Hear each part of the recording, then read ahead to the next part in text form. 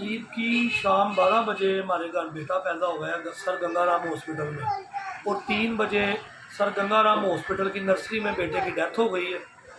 और वहाँ से हम बच्चे को अपने घर दरोगेवाला में लेके आए हैं।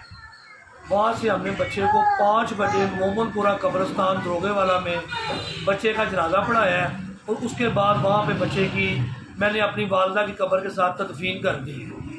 और कल मैं मेहमानों की आमद की वजह से कब्रिस्तान नहीं जा सका, और आज मैं जुमे की नमाज़ पढ़ के सीधा कब्रिस्तान गया हूँ।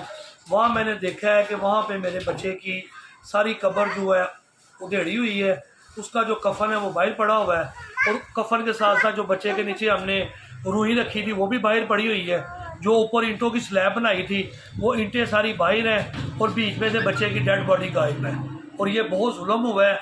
और इंतज़ामिया को पूछा है तो वो उन्होंने अपनी लाइल्मी का इजहार किया है